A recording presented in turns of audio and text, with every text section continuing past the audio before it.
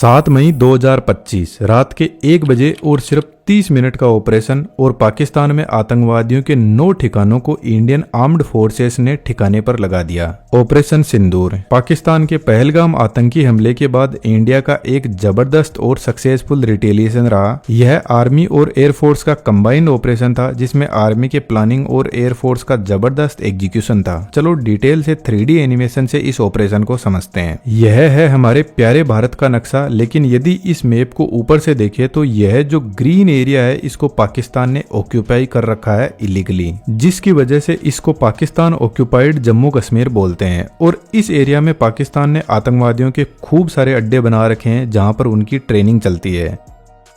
इधर का जो रेड एरिया दिखाई दे रहा है यह चाइना ने ऑक्यूपाई कर रखा है, जिसको अक्साई चीन बोलते हैं। अब यह जो रेड और ग्रीन एरिया है इस पर हमारा कंट्रोल नहीं है। अब जम्मू कश्मीर और पीओजेके के बीच में यह जो लाइन है इसको एलओसी बोलते हैं। इसके अलावा यह जो लाइन है इसको इंटरनेशनल बॉर्डर लाइन बोलते हैं। तो पीओजेके के इस एरिया में लगभग आतंकवादियों के अड्डे हैं और कुछ पाकिस्तान के अंदर भी है। तो रात को ऑपरेशन सिंदूर स्टार्ट होता है। इंडिया के जबरदस्त फाइटर जेट रफाइल अपने एयर बेस से उड़ान भरते हैं प्रीसीजन मिसाइल्स को लेकर। इन फाइटर जेट के पास में 2 टाइप के मिसाइल लगे हुए हैं। जब फाइटर जेट एलओसी के पास पहुंचते हैं तो यहीं से फायरिंग की जाती है। यह लाइन ऑफ कंट्रोल को क्रॉस नहीं करते हैं। सबसे पहले आर्मी लोइटरिंग म्यूनिशंस, जिनको किलर ड्रोन भी बोलते हैं, उनको लॉन्च किया जाता है इसके ट्यूब लॉन्चर से। लॉन्च होते ही यह अपने फिन्स को ओपन कर लेते हैं और प्रोपेलर की हेल्प से आगे बढ़ते हैं। इनके अंदर जीपीएस कैमरा और बहुत सारे सेंसर होते हैं जो रियल टाइम टारगेट को लोकेट करते रहते हैं और यह पिन पॉइंट एक्यूरेसी पर काम करते हैं। यह 1 से लेकर 50 किलो तक एक्सप्लोजिव मटेरियल कंटेन कर सकते हैं। तो हम डायरेक्ट एक कैंप की ही बात कर लेते हैं, जैसे सैयदना बिलाल कैंप। यह पीओके के मुजफ्फराबाद में अवेलेबल है और यह जैश-ए-मोहम्मद का ट्रेनिंग कैंप भी है। तो सबसे पहले लोइटरिंग म्यूनिशंस कैंप के ऊपर जाएगा और ऊपर की तरफ चक्कर लगाता रहेगा। यह इस कंडीशन में 30 मिनट से लेकर 6 घंटे तक किसी टारगेट की रेकी कर सकता है और जो भी इसको रियल टाइम इंफॉर्मेशन मिलती है वह आर्मी ऑफिशियल्स जो इसको कंट्रोल कर रहे हैं उनको प्रोवाइड करवाता है। जब एक बार टारगेट फिक्स हो जाता है तो यह टारगेट के ऊपर गिरता है और इसके अंदर जो भी एक्सप्लोजिव है उसका जबरदस्त धमाका करता है।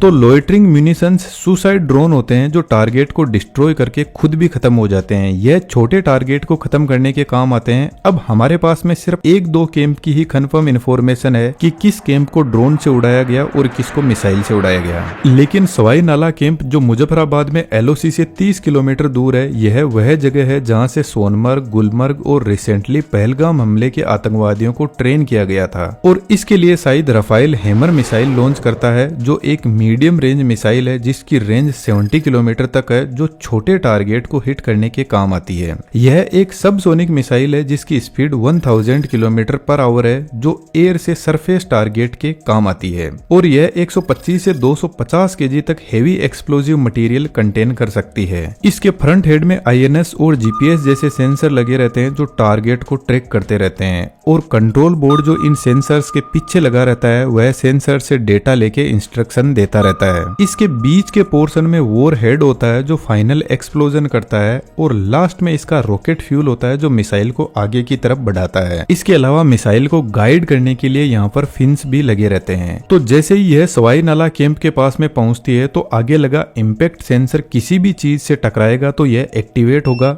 और पीछे लगे वार हेड में एक छोटा एक्सप्लोजन करवाता है। इस छोटे एक्सप्लोजन से पूरा एक्सप्लोजिव मटेरियल एक्टिवेट हो जाएगा और केज के अंदर जबरदस्त हाई प्रेशर और टेम्परेचर पर गैसेस जनरेट होने लगेगी। तो जब यह केज अंदर की हाई प्रेशर और टेम्परेचर को सहन नहीं कर पाएगा तो एक जबरदस्त एक्सप्लोजन होता है।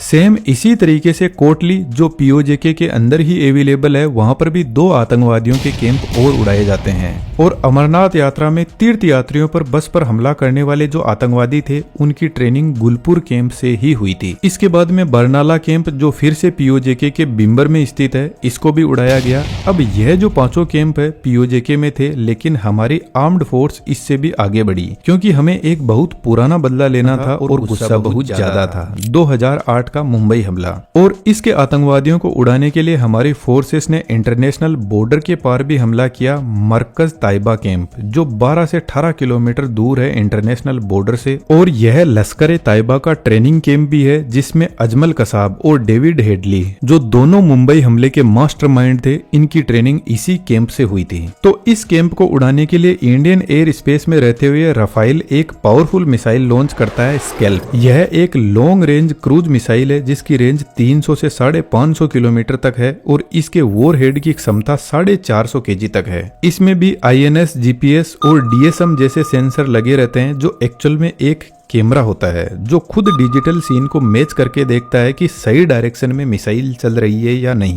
यह 30 से 50 मीटर के एल्टीट्यूड पर भी उड़ सकती है, तो यह रडार से आसानी से बच सकती है। अब जो मिसाइल्स एक्टिवेट होते हैं वो लगभग सेम ही तरीके से होते हैं। तो आतंकवादियों के इस अड्डे पर 4 बार स्ट्राइक करके पूरी तरह से खत्म कर दिया गया। लेकिन हमारा गुस्सा इससे भी ज्यादा था। तो पाकिस्तान के सियालकोट में स्थित महमूना जोया कैंप, जो हिजबुल्लाह मुजाहिदीन का एक बहुत बड़ा कैंप है, यहाँ से आतंकवादियों के रिक्रूटमेंट भी किए जाते हैं और यही कैंप है जो कटवा और जम्मू में आतंक को फैलाता है। इस कैंप को भी मिसाइल से पूरी तरह उड़ाया गया। इसके अलावा 2 और कैंप पाकिस्तान की सीमा के अंदर सरजल कैंप और मरकज सुबान अल्लाह कैंप को भी उड़ाया गया। तो टोटल 4 कैंप पाकिस्तान की बाउंड्री के अंदर उड़ाए गए और 5 आतंकवादियों के कैंप POJK में उड़ाए गए। और जितने भी यह कैंप उड़ाए गए वह इंडिया में होने वाले बड़े आतंकवादी हमलों में शामिल थे। पाकिस्तान ने आतंकवादियों के कैंप ऐसे बना रखे हैं जैसे कोई एजुकेशनल यूनिवर्सिटी हो। क्या थोड़ी बहुत भी इन लोगों में शर्म बची है? क्या पाकिस्तान यह बता सकता है कि इंडिया ने उन पर कब आतंकवादी हमला किया था? जो यह लोग अपने यहाँ पर बार बार ऐसे हमले आम और निर्दोष जनता पर करते रहते हैं। जनरली हम प्योर टेक्निकल कंटेंट ही बनाते हैं, लेकिन ऐसी जो सिचुएशन है इनमें देखकर दुख भी होता है कि हमारा आधा जम्मू एंड कश्मीर तो इन आतंकवादियों ने इलीगली ऑक्यूपाई कर रखा है और उधर से कुछ हिस्से को चाइना ने ऑक्यूपाई कर रखा है। हालांकि हमारी आर्म्ड फोर्स और हमारी सरकार मेरे से बहुत ज्यादा समझदार है, लेकिन पाकिस्तान जैसे कंट्रीज को इकोनॉमिकली कमर तोड़ मरोड़ कर हमारी जगह को आसानी से वापस लिया जा सकता है। मेरे ख्याल से युद्ध एक लास्ट ऑप्शन है जिसमें लाखों करोड़ों की मिसाइलें लॉन्च होने के बाद में जीरो हो जाती है, लेकिन जब तक वह हमारे पास में होती है तब तक सामने वाले को डर रहता है कि इसके पास में बहुत पावर है। और यदि हम ऐसा कर लेते हैं तो चाइना को भी शायद समझ आ जाएगा कि हम इंडियंस हमारी जमीन छोड़ने वाले तुम्हारे पास भी नहीं है। हमें डिप्लोमेटिक एक्शंस और बहुत सोच समझ के काम करने की जरूरत है। Thanks for watching. जय हिंद, जय भारत।